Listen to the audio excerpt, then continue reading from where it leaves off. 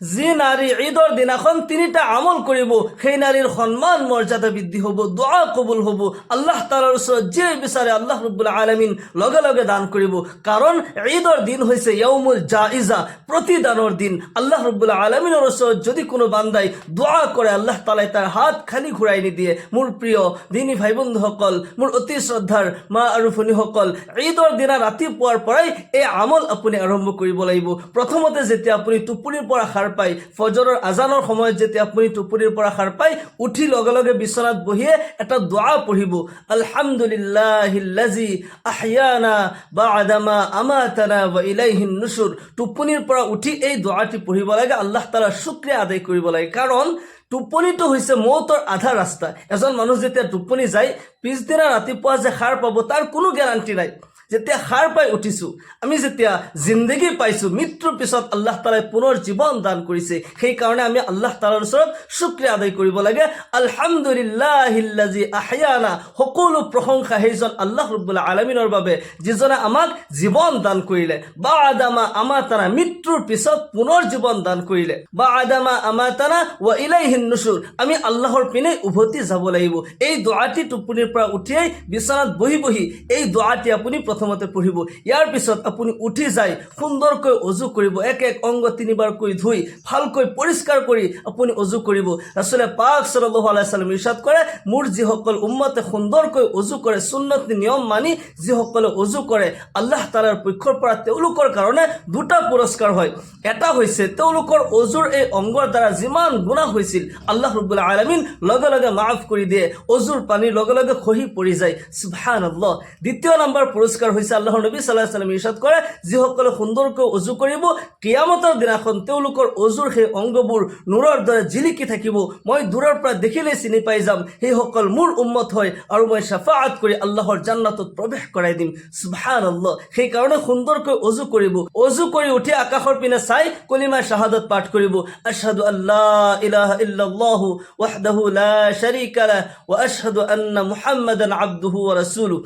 অজুৰ পিছত আকাশৰ ফালে চাই কলিমা শাহাদাত পাঠ কৰিলে আল্লাহৰ নবী সাল্লাল্লাহু আলাইহি ওয়াসাল্লাম ইৰশাদ কৰে, যিসকলে অজুৰ পিছত আকাশৰ ফালে চাই কলিমা শাহাদাত পাঠ কৰে, আল্লাহ ৰাব্বুল আলামিন সেই সকলৰ বাবে জান্নাতৰ সকলো দুৱাৰ খুলি দিয়ে। তেওঁলোকে আল্লাহৰ জান্নাতৰ যিকোনো দৰজা দি ইচ্ছা কৰিলে প্ৰৱেশ কৰিব পাৰে। সুবহানাল্লাহ। সেইকাৰণে এই আমল অতি সহজ আমল হয়, সকলোৱে কৰাৰ চেষ্টা কৰিব। অজু কৰি আকাশৰ ফালে চাই কলিমা শাহাদাত পাঠ কৰি তাৰপিছত আপুনি জায়নামাজ পাৰি লৈ ফজৰৰ নামাজ আদায় কৰিব। ফজৰৰ 2 ৰাকাত সুন্নত আৰু 2 ৰাকাত ফৰজ নামাজ আপুনি আদায় কৰিব।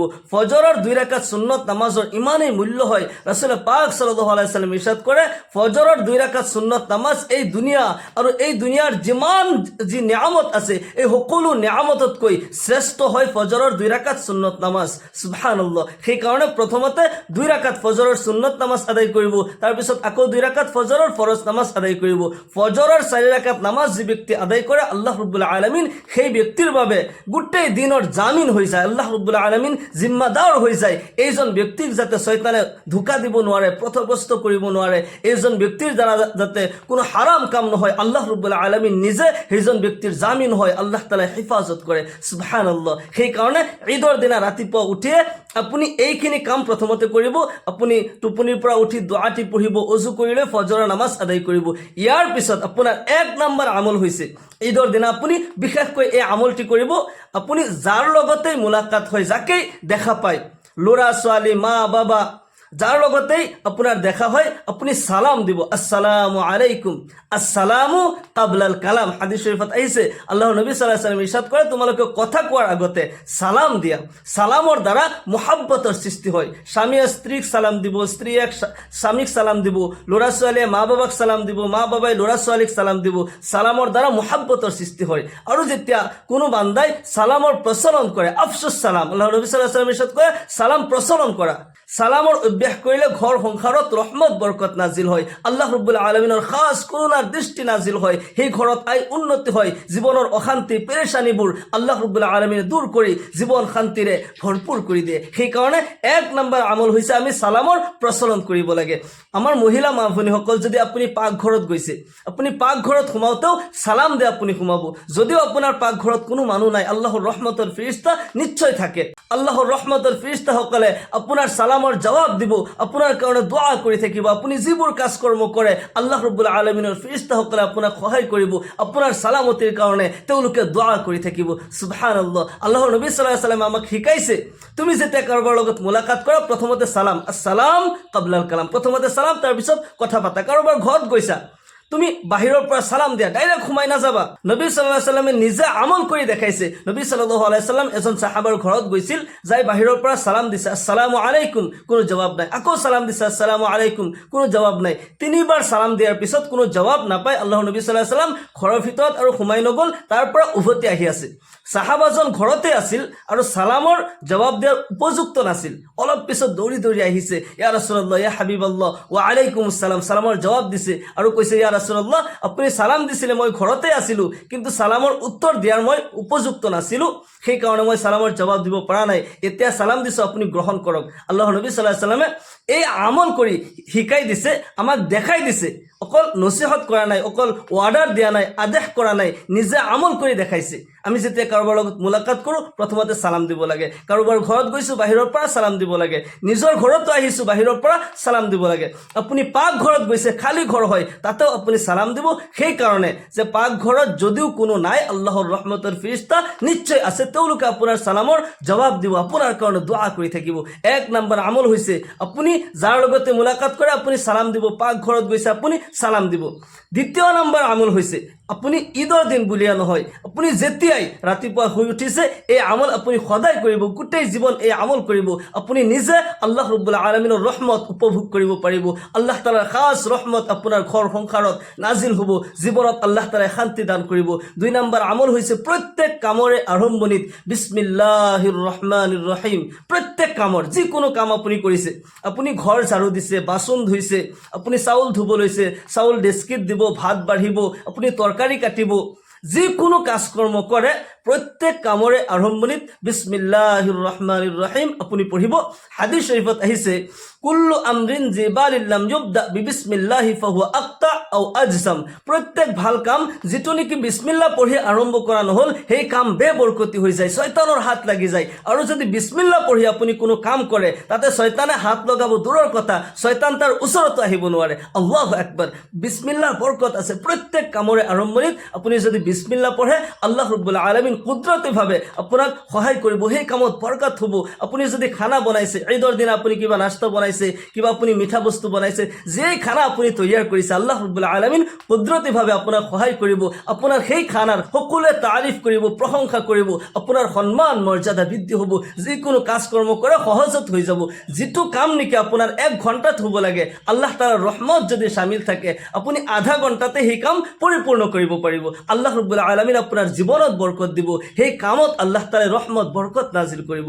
সুবহানাল্লাহ। সেইকাৰণে প্ৰত্যেক কামৰে আৰম্ভণিত, এইটো অকল ঈদৰ দিন বুলি নহয়, আপুনি গোটেই জীৱন এই আমল কৰিব। প্ৰত্যেক কামৰ আৰম্ভণিত বিসমিল্লাহিৰ ৰহমানিৰ ৰহিম, কমচে কম বিসমিল্লাহ কৈ আপুনি সেই কাম আৰম্ভ কৰিব। 3 নম্বৰ আমল হৈছে যিকোনো কাজ কৰ্ম কৰি আছে তাৰ আৰম্ভণিত আপুনি বিসমিল্লাহ পঢ়িব।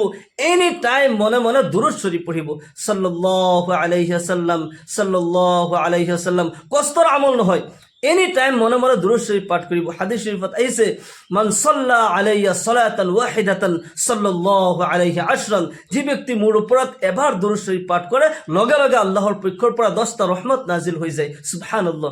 অফি ৰিৱায়াতিন, অন্য ৰিৱায়াতত আহিছে, এবাৰ দুৰুদ শৰীফ পাঠ কৰিলে 10টা ৰহমত নাজিল হয়, 10টা গুনাহ মাফ হয়। আল্লাহৰ আদালতত সেইজন ব্যক্তিৰ কাৰণে 10টা মৰ্যাদা আল্লাহ তাআলা বৃদ্ধি কৰি দিয়ে। সুবহানাল্লাহ। অন্য ৰিৱায়াতত আহিছে, আল্লাহৰ নবী সাল্লাল্লাহু আলাইহি ওয়াসাল্লাম ইৰশাদ কৰে, যে ব্যক্তিয়ে পুৱা গধূলি 10 বাৰকৈ মোৰ ওপৰত দুৰুদ শৰীফ পাঠ কৰে, ওয়াজাবাত লাহু শাফাআতি। কিয়ামতৰ দিনাখন সেইজন উম্মতক শাফাআত কৰা মই নবীৰ ওপৰত ওয়াজিব হৈ যায়। সুবহানাল্লাহ। এই কাম খুদ আল্লাহ তাআলাই কৰে। কোনো বান্দাই যেতিয়া নবীৰ ওপৰত বেছি বেছি দুৰুদ পঢ়ে, সেইজন ব্যক্তিৰ প্ৰতি আল্লাহ তাআলা ৰাজি খুশি হৈ যায়। কিয়নো আল্লাহ তাআলাই নিজে এই কাম কৰে, আল্লাহ তাআলাই অন্য কোনো কাম নকৰে। এটা কাম কৰে যিটো নেকি তেখেতৰ হাবিব জনাব মুহাম্মদুৰ ৰাসূলুল্লাহ সাল্লাল্লাহু আলাইহি ওয়াসাল্লামৰ ওপৰত দুৰুদ শৰীফ পাঠ কৰে। ইন্নাল্লাহা ওয়া মালাইকাতাহু ইউসাল্লুনা আলান নবী ইয়া আইয়ুহাল্লাযীনা আমানু সাল্লু আলাইহি ওয়া সাল্লিমু তাসলিমা। নিশ্চয় আল্লাহ পাক আৰু তেওঁৰ ফেৰেশতাসকলে ইউসাল্লুনা আলান নবী, নবীৰ ওপৰত দুরূদ শরীফ পাঠ করে। ইয়া আইয়ুহাল্লাযীনা আমানু, হে মুমিন সকল, সাল্লু আলাইহি ওয়া সাল্লিমু তাসলিমা, তোমালোকেও নবীর উপর দুরূদ পড়া, সালাম পঠোয়া। আল্লাহ তাআলাই সেইকাৰণে একদল ফিৰিস্তা এনেকুৱাকৈ ৰাখি থৈছে, তেওঁলোকৰ বেলেগ কোনো কাম নাই, এটাই ডিউটি। কোনো বান্দাই যেতিয়া নবীৰ ওপৰত দুৰুদ পঢ়ে, সালাম পঠায়, তাৰ নাম তাৰ ঠিকনালৈ নবীৰ ৰৌজাত নি পহুচাই দিয়ে। ইয়া ৰাছূলুল্লাহ, ইয়া হাবিবাল্লাহ, অমুক ঠাইৰ পৰা অমুকৰ পুত্ৰ অমুকে, অমুকৰ কন্যা অমুকে আপোনাৰ মহাব্বতত দুৰুদ পঢ়িছে, ইয়া ৰাছূলুল্লাহ আপুনি দুৰুদ আৰু সালাম গ্ৰহণ কৰক। আল্লাহৰ নবী সাল্লাল্লাহু আলাইহি ওয়াসাল্লাম সেইজনৰ দুৰুদ আৰু সালাম গ্ৰহণ কৰে আৰু তেওঁৰ জীৱনৰ শান্তিৰ কাৰণে, ইহকাল পৰকালৰ কল্যাণৰ কাৰণে আল্লাহ ৰাব্বুল আলামিনৰ ওচৰত দোয়া কৰি থাকে। সুবহানাল্লাহ, যিজন বান্দাৰ কাৰণে, যিজন উম্মতৰ কাৰণে নবীয়ে নিজে দোয়া কৰে, সেইজনতকৈ সৌভাগ্যৱান আৰু কোন হ'ব পাৰে? সেইকাৰণে এই আমল সদায় কৰিব, এনি টাইম মনে মনে সাল্লাল্লাহু আলাইহি ওয়াসাল্লাম, সাল্লাল্লাহু আলাইহি ওয়াসাল্লাম, সাল্লাল্লাহু আলাইহি ওয়াসাল্লাম সদায় কৰি থাকিব। আৰু বিশেষকৈ ঈদৰ দিনত আপুনি এই আমল কৰিব। আৰু ঈদৰ দিনত যিহেতুকে আমাৰ মহিলা মা ভনীসকল ঈদগাহ ময়দানত গৈ ঈদৰ নামাজ পঢ়িব নোৱাৰে, ঈদৰ নামাজ পুৰুষসকলে পঢ়িব। আমাৰ মহিলা মা ভনীসকলে ঈদৰ দিনা আপুনি 2 ৰাকাত কিংবা 4 ৰাকাত আপুনি ইশৰাকৰ নামাজ পঢ়িব। 2 ৰাকাতো পঢ়িব পাৰে অথবা 4 ৰাকাতো পঢ়িব পাৰে।